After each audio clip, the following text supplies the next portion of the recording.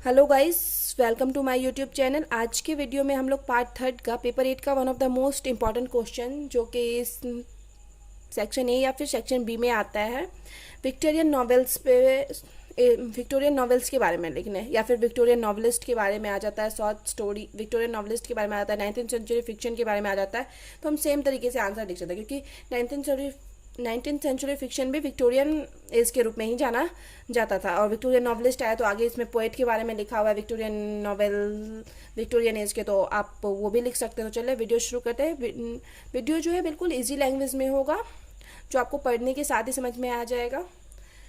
So far as Victorian novel is concern, it is the golden period for the fiction. Victorian novel as जो है वो golden period है साहित्य का।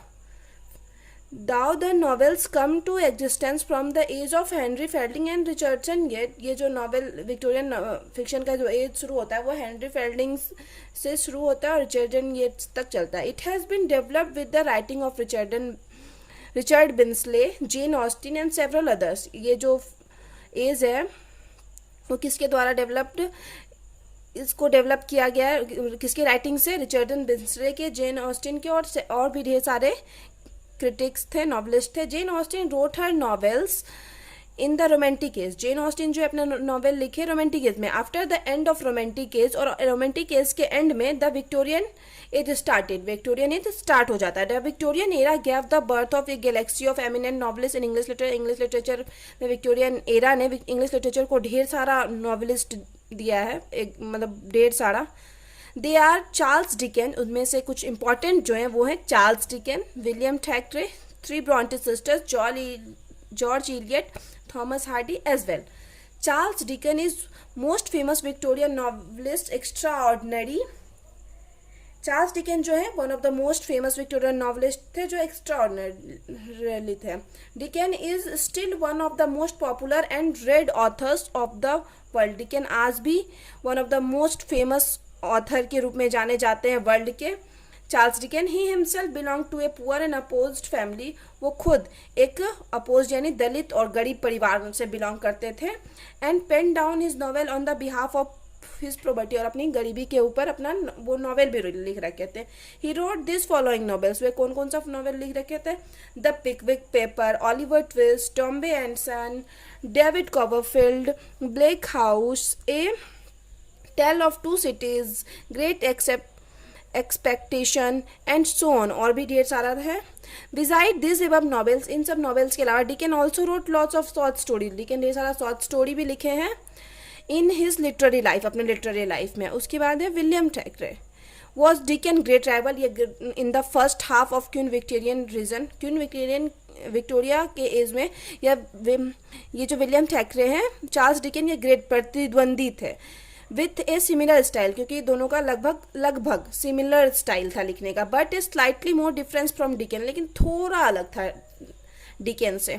ही also wrote his novels based on middle class society as Dicken did. ये भी अपना novel लिखे जो कि मिडिल क्लास सोसाइटी पे डिपेंड होता था, बेस्ड होता था। He is best known for his novel, वे मेन रूप से अपने नॉवेल के लिए जाना जाता है Vanity Fair, subtitle as a novel without A hero. एक नॉवेल है वेनेटी फेयर जो कि एक नॉवेल है बिना हीरो के, which is popular in Victorian literature, जो कि विक्टोरियन लिटरेचर में काफ़ी पॉपुलर है। Historical novel which is recent history is depicted. उसके बाद है Anne Charlotte and emery Brontë, तीनों ब्रॉन्टी सिस्टर्स के रूप में जाने जाती है।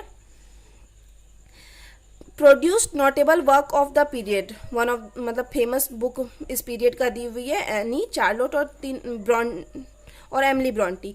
अल्दाउ, जो एमिली ब्रॉन्टी का जो Wuthering Height one of the famous novel रहा है। Although this were no immediately appreciated by Victorian critics, Victorian critics के द्वारा इन्हें तुरंत अप्रिशिएट नहीं किया गया था। Wuthering Heights Emily's only work in an example of Gothic romanticism. Wuthering Height जो एमिली का एक लौता वर्क है, एक ऐसा काम है जो गॉथिक रोमांटिसिज्म का एग्जाम्पल है। From a women point of view से, which examines class, math and gender. Jane Eyre and the tenant of Wildfell Hall, etc are the novels written by Anne Bronte के द्वारा लिखा हुआ ये novel है। And the professor Shirley and the Villette are the are well known novels written by Charlotte Bronte. Charlotte Bronte के द्वारा लिखा हुआ नॉवेल है professor Shelley. George Eliot is one of the most eminent novelist of the Victorian age. Victorian age के one of the most eminent novelist George Eliot थे। As a novelist she was greater than Bronte sister. As a novelist वो Bronte sister से ज़्यादा great थी। She was much inspired with Jane Austen. वो Jane Austen से काफ़ी inspired थी। Of the romantic age, Romantic age के। She wrote 7 great novels in her literary life. Literary life 7 great novel लिखी है। एमंग हर कलेक्शन, उनके collection में से novels Adam Bede, Middlemarch, the Mill of the Floss, Romola and Silas Marner are the world famous novel. Silas Marner भी जो हम लोग part 3 में पढ़ेंगे, ये सब वर्ल्ड फेमस नॉवेल है। The she wrote her novels in the contest of human society, human activities. ये जो नॉवेल लिखती थी वो ह्यूमन सोसाइटी और ह्यूमन एक्टिविटीज पे बेस्ड लिखती थी। She won lots of literary prizes in her life. The Middlemarch she describes her autographical fiction. Middlemarch में ये ऑटोबायोग्राफिकल फिक्शन को डिस्क्राइब की है। उसके बाद है Thomas Hardy is the greatest name as a novelist in the Victorian age. Victorian age के one of the greatest name है Thomas Hardy. Several modern critics compare Hardy with William Shakespeare. बहुत सारे William Shakespeare से Thomas Hardy को compare करते हैं critics. But he was also different from theory of Shakespeare. लेकिन वो थ्योरी ऑफ शेक्सपियर की थ्योरी से बिल्कुल अलग थे। As A dramatist Shakespeare believe in character is destiny. कि शेक्सपियर बिलीव करते थे कि character is destiny. But as a novelist, लेकिन थॉमस हार्डी बिलीव, लेकिन as a novelist Thomas Hardy believe करते थे destiny is character. Shakespeare wrote his play in optimism while Hardy wrote his novels in pessimism. तो ये बिल्कुल ही अलग थे शेक्सपियर से। Hardy belongs to the differ period. Hardy 2 अलग अलग पीरियड से बिलोंग करते, the 19th century and the 20th century. दोनों पीरियड में ये बुक लिखे हुए हैं। Hardy was much inspired with the novel of Henry Fielding and wrote a galaxy of novels which are based on different issues.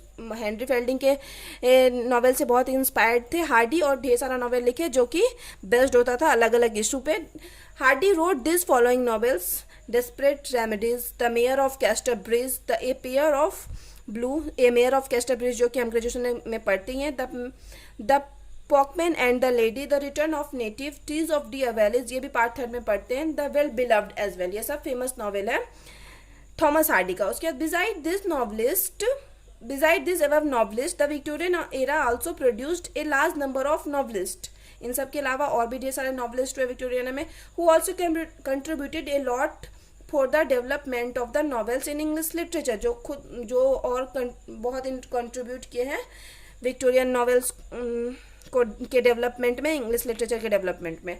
They are Richard, उनमें से कुछ हैं: Richard Doddridge, Elizabeth Gaskell, George MacDonald, Anthony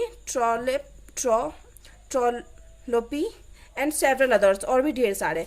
English literature is no doubt highly indebted to the Victorian novelist. इन Victorian novelist का English literature बहुत ज़्यादा ऋणी है, इसमें कोई शक नहीं है। आपको वीडियो अच्छा लगता है तो प्लीज़ वीडियो को लाइक कीजिए, चैनल को सब्सक्राइब कीजिए, और नोट्स तो बहुत इजी लैंग्वेज में आप 1 से 2 बार पढ़ोगे आपको सारा कुछ समझ में आ जाएगा। और विक्टोरियन नॉवेल पूछे, विक्टोरियन नॉवलिस्ट पूछे, सेम आंसर होगा। या 19th सेंचुरी फिक्शन पूछे तो सेम 19th सेंचुरी फिक्शन में लगभग सेम पोएट आए हुए थे। वैसे तो मैं एक और क्वेश्चन दूंगी इसी सेक्शन के लिए पार्ट 3 में।